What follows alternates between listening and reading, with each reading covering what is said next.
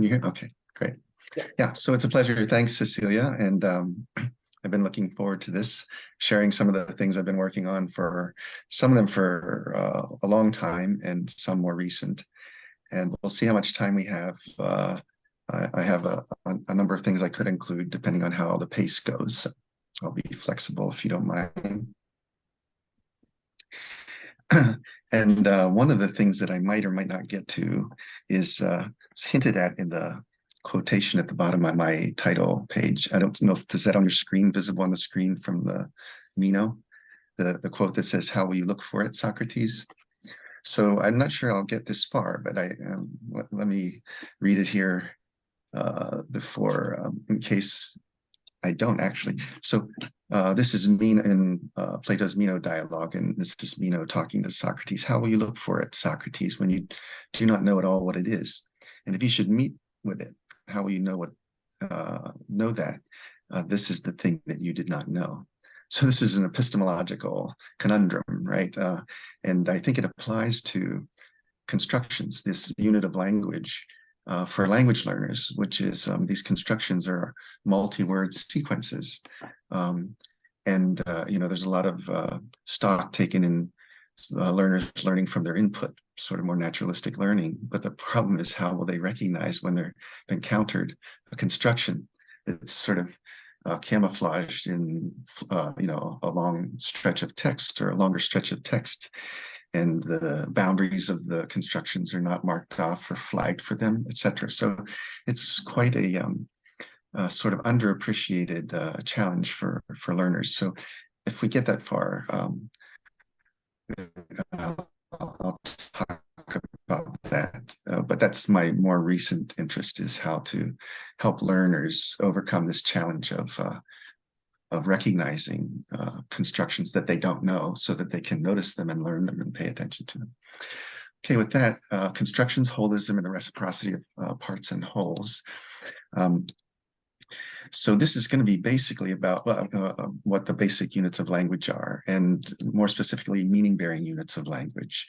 And I'm going to contrast two sort of pictures of language, and they end up having very different notions of what the basic units are. And so the first picture is the modular one, which is quite commonly, and I'm going to slightly sort of caricature it to make the comparisons sharper. But a modular picture of language is that there's a module of a lexicon where we store the words and lexical items of a language.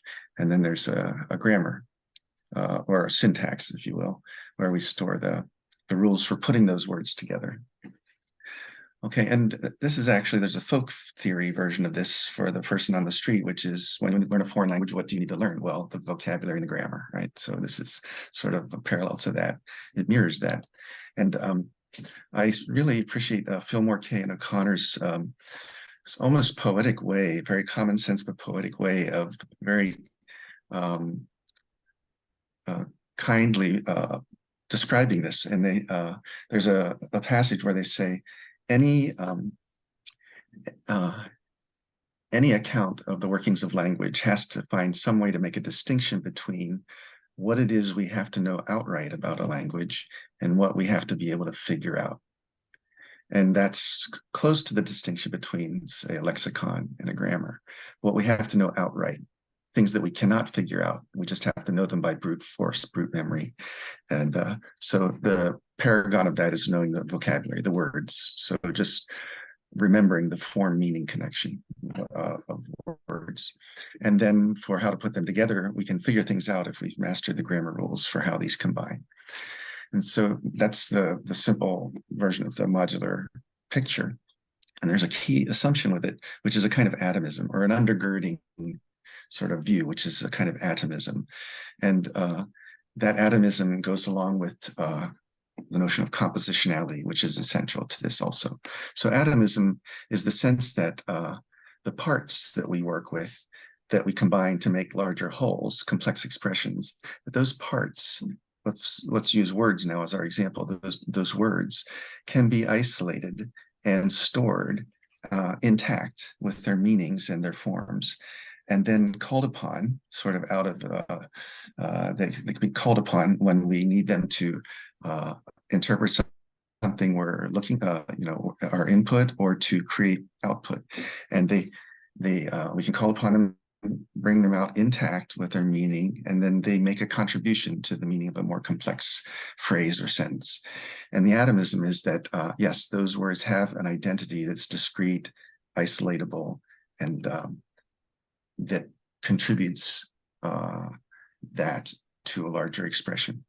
And compositionality says that, yes, that contribution from words is predictable if you know the rules of the grammar. So the meaning of the whole will be derivable and predictable from knowing the meaning of the parts and how they're put together. And that's the compositionality assumption. And these are two crucial aspects to making this modular picture work. So the cat is on the mat. If you know those words and you know the grammar for putting them together, you know where the cat is. Okay, so, and then the cat is on the bunk. The simple thing is, if you know, just knowing what a bunk is and you know what the bunk is referring to, then you'll equally understand where the cat is. Now, if a learner doesn't know what a bunk is, they just simply need to plug that in as a bunk bed or a kind of bed, and they'll say, oh, that's that word? Okay, I got it. And now I can understand the whole thing. It's this atomistic parts to whole approach. But then we get something like the cat is on the prowl. And the logical question, a compositional view would say is, okay, so what is a prowl? You taught me what a bunk is. Now just tell me what a prowl is and I'll be fine. And we know that's not true. It won't be fine because compositionality assumption breaks down here. And so what happens is it's not this. I don't even know what a prowl is, right? So that's not the useful question here. What we need to know is this as a whole. What does on the prowl mean? And so that has to be taken as a whole and can't be built from the parts up. Now, we could do what's done in the modular picture and say, so this whole is, we can treat it like a word with spaces. Okay, just put it in the lexicon as a whole. And that's how we often do that. But that's also to treat it as something opaque. And it ignores the fact that really our grasp of on the prowl is not totally isolated as a whole. We have things like the cat being on the prowl resonates with being on the run, on the go, on the move, on the lam. There are other expressions with which we can compare it and align it, and it resonates, and they mutually illuminate each other. So it's not just some totally isolated atom of language that has parts. And so this starts to give us some reason to invoke a different picture, or of language, an alternative to the modular picture. And so compositionality is assuming a certain predictable parts first relation between parts and wholes. And we're seeing that there's places where that doesn't work. And people that are critics of this are saying, well, we know Sapir famously said in his aphorism that all grammars leak. And I think critics of the modular picture say, well, there's a lot of leakage there. And you get to a point where you say the vessel needs to be replaced. So the leakage is too much to salvage the vessel.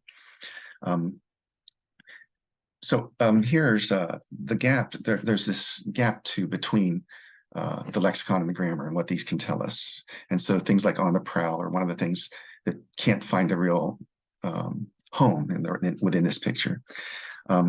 But there's plenty of linguists who have lavished all kinds of attention on this, from Halliday and Firth's students, Sinclair, Bullinger. I've listed here a bunch. So there's tons of acknowledgement by applied and theoretical linguists of the space, this gap left by a modular picture, and developing alternatives to it. Here, I'm just going to give a few illustrations of sort of things that don't quite fit in a modular picture. So if we start with some words as a starting point and then say, so how do these combine to be used? But we get things like point of view, and then someone's point of view, and then in someone's point of view? Well, no, it's from someone's point of view. So these pieces of knowledge we have to have about how to put these things together is not quite maximal rules of grammar. It's something more delicate than that. And like Halliday called it Lexis as most delicate grammar. And that's what we're seeing here. So things like as a result of, or take a look of this note, take a look at this. Some of these are errors that my students make that I'm putting in here and correcting, which shows there are these delicate details that need to be mastered with the word, but that don't fall out from maximal grammar. So we get collocations like pay time is not the right collocation, and it's spend time. And once we get that straightened out, that's just part of it, because how do we follow that with a complement? Spend time to read? Well, no, not quite spend time reading. But we take time to read. Okay, so we got these delicacies. Did the mistake? No. Made the mistake. Okay, that's a collocation. Made the mistake to buy that car? Well, not quite. Made the mistake buying? Almost. Made the mistake of buying that car. There, we got it. Okay, so these are sort of details that are semi-grammatical, but they're governed by the word mistake. So they're lexically governed. But what is being governed here about its environment is extremely delicate. And this larger thing is what Firth would have called colligation. And so here's another example. Look at me, fine, because look is an intransitive verb. So we don't say look me, we can say see me, but not look me. But unless we say look me in the eye. So there, suddenly, look can be transitive. Now, should we just store look as a verb that could be transitive or intransitive? Well, no, because that would over-generate. Because look me is only licensed here in this very specific lexically filled environment. Look me in the face, look me in the eye, look someone in the face or in the eye. So there's no way of salvaging this by saying something in the lexicon about look that would generalize and comport with the general rules of grammar. And so this is what we would call construction then. There's something about this whole, look me in the eye, that all has to be taken in at once to determine that look can be transitive here. And so this, we're getting at here, what is the relationship of parts to wholes? And getting a different feel from the bottom-up notion of building from parts grammatically up to larger wholes. And this is a different view where sometimes the whole is what we start with, and it determines what goes on within it. Okay, so within that last example I gave was I labeled as a construction. And I'm going to use constructions here. That's from the title of my talk to talk more about this middle gap, the ground that's the gap between dictionary and grammar. And the early constructionist work by Fillmore and his colleagues was aimed at, recognize this gap, and was aimed at trying to create an approach to language that treated it not like, how do I put this? Modular linguists would treat those things that fall through in the gap and can't be accounted for as maybe what we would call the cost of doing business. That's what you just sacrifice that if you want a modular picture. And sorry, you just have to remember that stuff by brute force. But but Fillmore was saying, well, no, any theory of language worth its salt should try to account for this, not to treat it as just something it can ignore as the cost of doing business. So constructions, here's Paul Kay's sort of take on it. And all I want to get out of here is the bold part, which, so a construction is some sort of form and meaning mapping, but or association. So, and it involves lexical, syntactic, semantic, and pragmatic levels that have to be associated with each other. And in the bold there, every such conventional association that must be learned or recognized separately by the speaker of a language is a construction. So that's why look me in the eye would be a construction, because there's something about that usage that has to be learned, especially, that won't fall out from other parts of the grammar or the lexicon. And in Fillmore, Kay, and O'Connor's seminal paper on idiomaticity and regularity, they make it first start out with a distinction between two kinds of idioms. So they're contrasting idioms with regularity, things that fall out from general rules of grammar. And so within the idiomatic usages, they first talk about substantive ones, which are lexically filled. So things I'm listing here, like never mind, that'll be the day, come to think of it, for the most part, drive a hard bargain. These are just lexically filled and without much flexibility. And but they compared that with formal idioms, which simply are ones that show lexical substitutability. And these are the ones they eventually subsumed under constructions. Nowadays, in construction grammar, this is no longer the case, but I'm sort of old-fashioned. I stick with this view of constructions, or we can call them lexicogrammatical constructions. So for skating on thin ice, but it's skating, treading, walking on thin ice, and it has a metaphorical sense, so that we won't get that unless we know that especially about this usage, and that it's not frozen because there are different ways, there are different verbs here that will fulfill the metaphorical usage. Not a day, month, week goes by, but, or that, without, and then we can complete it without remembering those days or something like that. And I mean, this is just two samples, but there's just thousands of these. Pauly and Sider, 1983, had a take on this. They called these kinds of expressions lexicalized sentence stems. So sort of partial pieces of sentence fragments, and that are lexicalized and that have some flexible parts. And they estimated that the mature speaker of English has mastered hundreds of thousands of these. I don't know, that sounds pretty big to me. That sounds maybe like an overestimate, but it's a huge amount of patterned usage that we master in our first language, or our best language. So now so with all this having to be treated by a modular picture as like stuff we just can't take care of, sorry, it's the cost of doing business, the alternative picture that I'm going to try to talk about is a relational picture instead. And we could use relational or contextual or distributional. These are almost interchangeable here, view of the workings of language. And this is undergirded by a holism as opposed to the atomism of a modular view. And so I'll try to sort of elucidate what I mean by holism as we go with examples. But it is contrasting with atomism that sees the units of language, especially the parts, the lexicon, as isolatable and having an identity that can be stored away on its own and brought with it into a larger construction. Okay, so this in a paper in by Miller and Charles, this is George Miller, they start with this kind of contextual view from the point of view of a word. And I think that's a good starting point. So what's a contextual view of words? So what people know when they say that they know a word is not how to recite its dictionary definition. That would be the atomistic sort of view. They know how to use it. How that knowledge is acquired is a central question for linguists and cognitive psychologists alike. The search for an answer can begin with a cogent assumption that people learn how to use words by observing how words are used.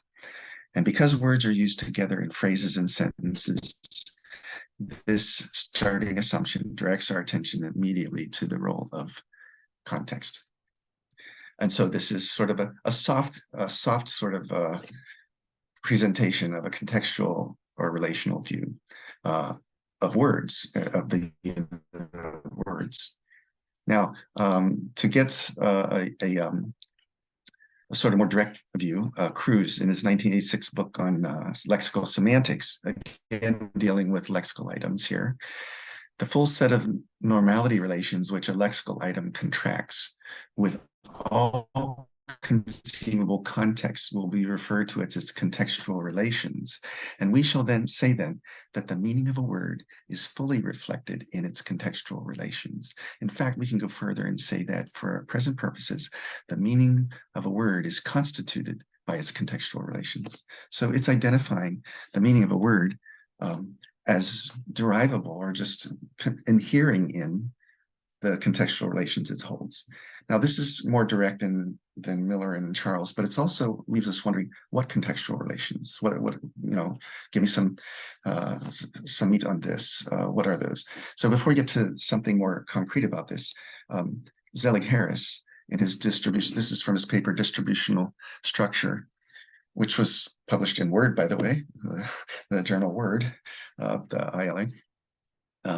Says here, I just pull out this a little bit out of context. The fact that, for example, not every adjective occurs with every noun can be used as a measure of meaning difference. That is, the difference in their behavior, distributional behavior, difference of meaning correlates with difference of distribution. So this is distributional view or relational views, to me, sort of paraphrases of each other, right? So I would like now to sort of put some meat on this idea of what is he referring to by distributional distributions, contextual relations, etc. So let me start with an adjective, because Harris's example is talking about adjectives combining with nouns and that they don't all combine with each other. Now, why is it notable for him to say not every adjective occurs with every noun? Well, because maybe from a modular view, when we use the grammar is maximally general rules of grammar, we're operating in parts of speech, adjectives combined with nouns. And then the delicacy in there often gets lost in those maximal rules. And the delicacy is what he's talking about here, is trying to get at. So if we take this superlative foggiest, and I add a little bit to it, the foggiest, you probably already, it's evoking in you some, like, what nouns would fit there. Okay, so the foggiest idea. And now, once I even put that there, I made the bracket larger to the left there because it's probably already evoking in you what kinds of things will probably appear to the left of it. And because the foggiest idea won't appear, we won't hear people saying, I have the foggiest idea. I mean, because it's a negative polarity expression. So there'll be some negative there. Some, we use it with a negative, don't have the foggiest idea. So here we get the distribution of this adjective, superlative, and it's restricted. It's tightly restricted, and it contracts this contextual relationship with the words around it, with the noun that it's modifying.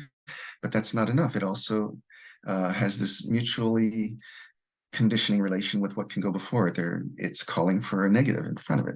Okay. So here, and then what we can get is we can push this idea of distribution.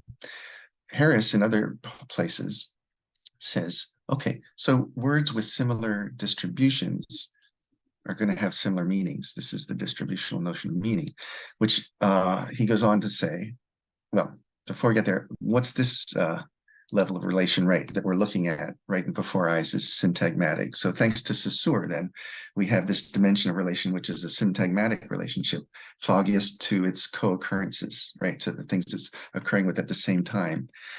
And Saussure called this relation in presentia. It's present. The syntagmatic relation is present in a particular instance of use. We can see or hear its co-occurrence right there in the same instance of use. So they're present. That's syntagmatic. Now, by aligning, what Harris gets at eventually is we can align similar contexts to find words that have similar distributions. And that would be, he doesn't mention this, but that would be a way for the paradigmatic dimension to emerge. So if we want that, we can realize, or we can use corpora and other, language uses and yes, usage data to realize remotest can occupy is attested in the same slot, haven't got the remotest idea, slightest idea, faintest idea. And actually, it's a small set of it's a small set of superlatives that can go here, and it's superlatives that go here, but a small set, a very selective set. But it's also suggesting that they have a family resemblance in meaning. Okay. So when we're looking at the distribution of a word and looking at how that lines up with the distribution of other words, does it share distributions? We're getting these two dimensions, and we're getting this holist picture of a fabric that has two dimensions, a warp and a woof, a vertical and a horizontal. And we want to attribute these two dimensions, this sharpening of the idea of where are the relations, what is distribution, into two dimensions. We want to attribute that, trace that to Saussure. And then Harris's idea of aligning and comparing that really gets us this sharp set of paradigms in a particular context. And what I want to say is that if we start with words, we can get to constructions this way. If we start with words with a distributional or relational point of view, and we look at the distribution of words, we can get from there to constructions, multi-word constructions. And so let's see how that will go. And so what I want to do here is basically play with a language model that we built quite a while ago now. My colleague and I, Dr. Nailong Cao, and I developed based on exactly sort of the fundamentals I just described. And I think what I'll do is go straight to the website of it, and we'll play with it and see what sorts of what happens when we start with a word, but look at its distributions and alignment. Okay, if you'll excuse me while I. Okay, so can you see the screen that says StringNet on it? Is that coming? No. Oh, I have to. Do I have to share? Oh, I screen stop reshare the share. Stop share. Oh, yes. Okay. Yes, I have to stop share. And then I share again. I'm sorry. That's right. Yes. Okay. Does that help? So do we get a screen with StringNet on it this time? Oh, it's still loading. It's saying here it's loading. Okay, should be. Okay, great. Thank you. So this is an interface, and StringNet is the name of the language model we built out of the British National Corpus. It's a very modest sized corpus now in today's standards. But what we did was well, why don't I do this? Why don't I do a search and show you a result? And then from what we see, I'll explain sort of the structure of the model. I think that's easier. So I'm going to start with something as simple as but, okay, just a conjunction.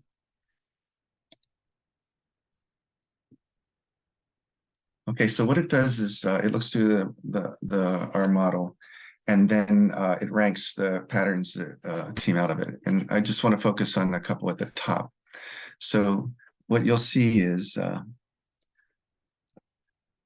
the first one is no alternative, and then this is but to verb, okay, or have no choice but to verb. And this is how many instances of that are in the British National Corpus. So I'm looking at the second one. I'm gonna just click on that and show the concordance of it. So it shows all of them in the sentences where they occurred. So there's a larger context, and there are what was it, 137 of those. And that this is taking the word but and putting it in a syntagmatic context.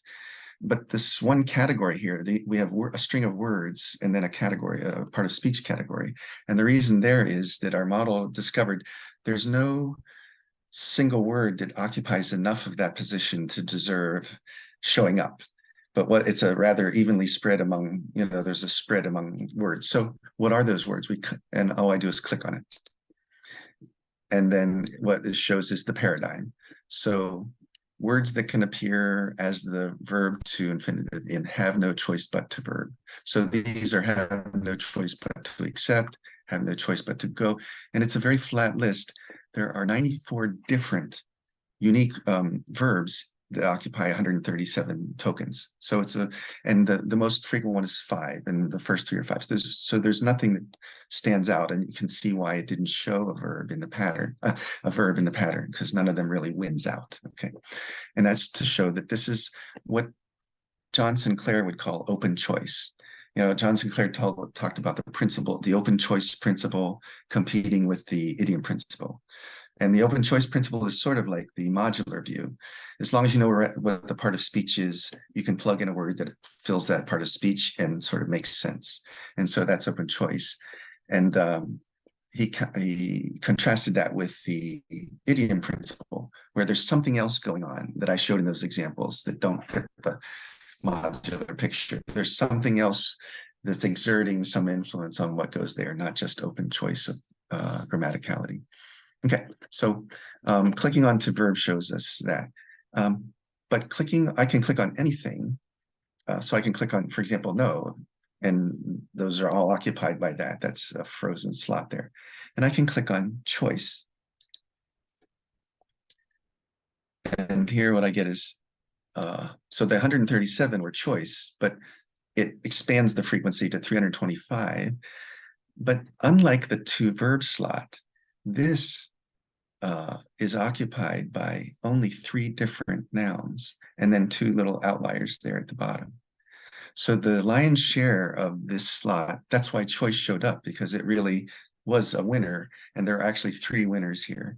So this slot attracts, we could say it attracts, it's not an open choice. There's something attraction being exerted here. And 2, you'll notice that choice, option, and alternative are semantically similar. They're near synonyms in a sense in this context.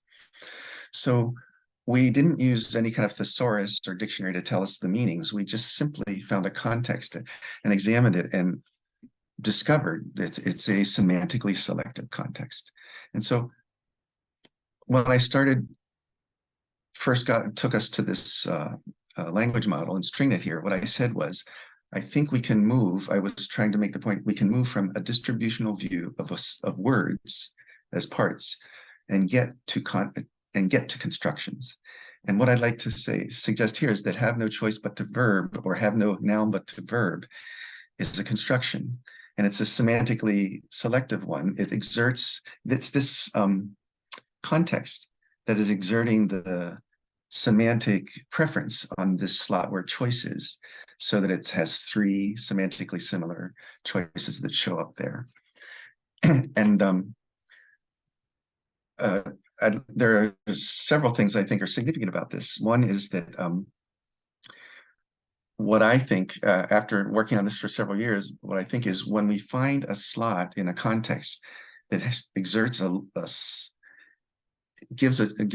it's not a closed frozen slot for one word, but it's semantically selective. It's a semantically picky slot.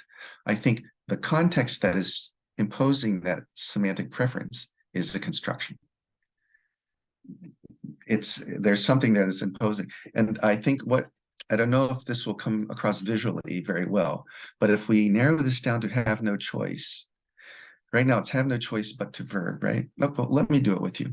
I'm going to, these arrows can take us up and down. So I'm going to go up, have no choice but to verb. I'm going to go abstract. This is going to say, what's more abstract than that? And we get have no singular noun but to verb. And those are all the choice, option, alternative. That's what we just saw. Now, let's remember this paradigm. There are 325 tokens and 3 nouns occupy the lion's share. Okay, that's because now what I'm going to do is I'm going to get rid of some context. I'm going to lop off the to verb. This is like the elevator doors opening and closing. This says I can contract this context. So I'm going to contract this and try to get have no, here we go, have no noun but. Okay, do y'all see that? Now notice the frequency didn't explode. It's still 330 something, right? And if we look at the paradigm again, it looks just pretty much like it did before, right? So, there are 2 things we notice here. Have no noun but predicts the next item is going to be to verb, because 337 of these are going to have a to verb following it. So there's something very predictive about that, which means we should include to verb in this construction, right? But it's also saying that at least this amount of context with to verb missing is still exerting a selectivity on this slot. So I'm going to contract again and get rid of but. Have no noun. And you can imagine, see it leapt up to 12,000. Okay. And well, let's look at the paradigm and see if there's semantic selection. And well, it's okay. And here we go. No, idea, intention, doubt, right? No, the semantic preference it was exerting now is gone. And so we can attribute that to but to verb. So this model, that's a navigable model, allows us to see what amount of context in the distribution of this word is exerting a semantic selection. And so we could consider that as the boundary of the construction, more or less. So let me see how we're doing on time. Okay, so maybe I could take a couple more minutes to show you another example here that has a sort of different, an extension of what this can be worth an application. Okay, I'm going to put in here a rare word, hoodwink. Okay.